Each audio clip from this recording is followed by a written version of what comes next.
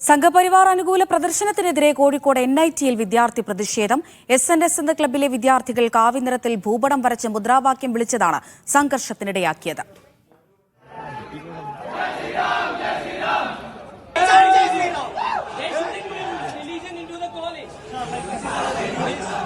മുഹമ്മദ് അസ്ലം വിവരങ്ങൾ നൽകാനായി തത്സമയം ചേരുന്നുണ്ട്. അസ്ലം, ഈ NITയിലെ ഈ സംഘർഷം ഇത് എപ്പോഴാണ് ഉണ്ടായത്? എന്തായിരുന്നു സംഘർഷത്തിന് കാരണം? NITയിൽ രാമക്ഷേത്രത്തിന്റെ പ്രാണപ്രതിഷ്ഠാ ചടങ്ങുമായി ബന്ധപ്പെട്ട് SNS എന്ന് പറയുന്ന ഒരു ക്ലബ്ബ്, അവിടുത്തെ സോഷ്യൽ ആൻഡ് സ്പിരിച്വാലിറ്റി എന്ന പേരിലൊരു ക്ലബ്ബ് കാവി നിറത്തിലുള്ള ഒരു ഭൂപടം വരയ്ക്കുകയും അതിൽ അമ്പിൻ്റെയും വില്ലിൻ്റെയും ചിഹ്നങ്ങളൊക്കെ വരച്ചുകൊണ്ട് ജയ് ശ്രീറാം വിളികളുമായി അവിടെ മുദ്രാവാക്യം വിളിച്ചുകൊണ്ട് ഇന്നലെ രാത്രി മുതൽ ഉണ്ടായിരുന്നു, ഇന്ന് പകലും ഉണ്ടായിരുന്നു.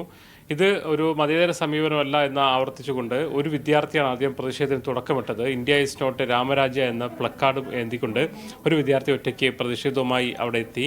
തുടർന്ന് ഈ SNS ക്ലബ്ബിലെ വിദ്യാർത്ഥികൾ ഇയാളോട് കയർക്കുകയും ഇയാളോട് വലിയ തോതിൽ തർക്കുകയും ചെയ്തു. ഇയാളെ പിന്തുണയ്ക്കാൻ അപ്പോൾ 1-2 വിദ്യാർത്ഥികൾ കൂടി രംഗത്തെത്തി. അവരൊരാളെ മർദ്ദിക്കുകയും എല്ലാം ചെയ്തു. ഇതോടുകൂടി വലിയ തോതിൽ വിദ്യാർത്ഥികൾ 2 സംഘമായി ചേരുന്ന അവസ്ഥയുണ്ടായി.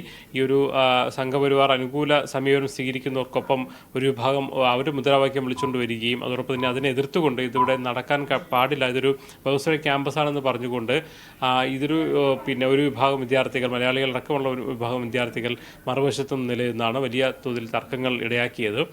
തുടർന്ന് കോളേജ് അധികൃതർ പോലീസിനെ വിളിച്ചു വരുത്തി.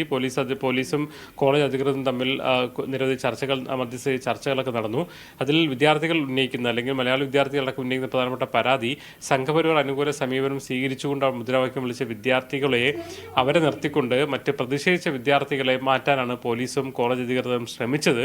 ഇത് അംഗീകരിക്കാൻ കഴിയില്ല നിലപാടിൽ ഏറെ നേരം കുത്തിയിരുന്നും മറ്റു മുദ്രാവാക്യം വിളിച്ചുമൊക്കെ പ്രതിഷേധവുമായി മുന്നോട്ട് പോയിരുന്നു. തുടർന്ന് പിന്നീട് പോലീസ് ഇടപെട്ട് 2 കൂട്ടരെയും പിരിച്ചയക്കുകയായിരുന്നു. എന്തായാലും സംഘപരിവാർ അനുകൂലമായ രീതിയിൽ അധികൃതർ ആ ഒരു കൂട്ടത്തെ SNS എന്ന് പറയുന്ന ക്ലബ്ബിലെ ആൾക്കാരെ പിന്തുണച്ചു എന്നൊരു പരാതി മലയാളി അടക്കമുള്ള വിദ്യാർത്ഥികൾ ഉന്നയിക്കുന്നുണ്ട്.